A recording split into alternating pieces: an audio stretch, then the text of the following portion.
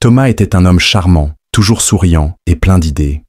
Il parlait beaucoup, promettait encore plus, mais agissait rarement. Père de 3 enfants et marié à Léa, une femme courageuse et patiente, il menait une vie où ses rêves prenaient le pas sur ses responsabilités. Thomas changeait constamment de travail. Un jour, il voulait ouvrir un restaurant. Le lendemain, il rêvait de devenir écrivain, puis entrepreneur. Il lançait des projets, empruntait de l'argent, mais ne finissait jamais rien. « Cette fois, j'ai une idée en or », disait-il à Léa. « J'espère juste que ce n'est pas une nouvelle illusion », répondait-elle, fatiguée. Les factures s'accumulaient. Le frigo se vidait. Mais Thomas trouvait toujours une excuse. « Demain, tout ira mieux ».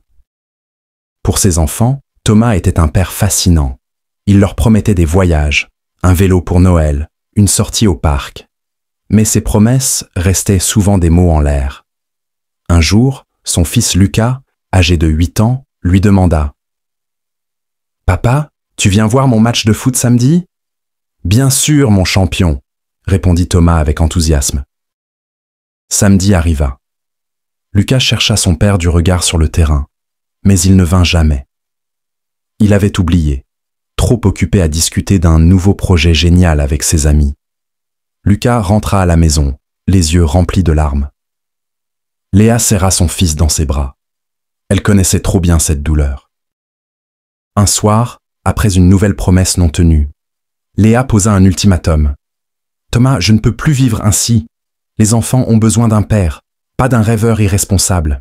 Si tu ne changes pas, nous partirons. » Thomas rit nerveusement. « Tu exagères. Tout va s'arranger. Je vais réussir, tu verras. » Mais cette fois, Léa ne l'écouta pas. Elle fit ses valises et emmena les enfants chez sa sœur. Ce n'est qu'en rentrant dans une maison vide que Thomas comprit ce qu'il avait perdu. Il se regarda dans le miroir et pour la première fois, il ne vit plus l'homme charmant et ambitieux qu'il prétendait être. Il vit un homme seul, entouré de ses échecs. Des mois passèrent. Léa ne revint pas, mais elle laissa Thomas voir les enfants, à condition qu'il prenne ses responsabilités. Pour la première fois, il trouva un emploi stable. Il apprit à être ponctuel, à écouter, à tenir ses engagements.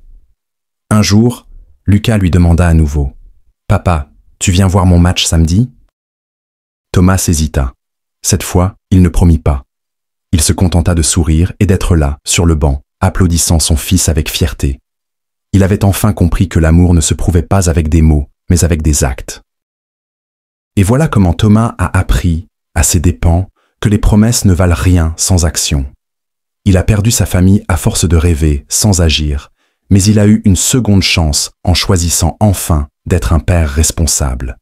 Si vous avez aimé cette histoire et que vous voulez en découvrir d'autres aussi captivantes, restez abonnés.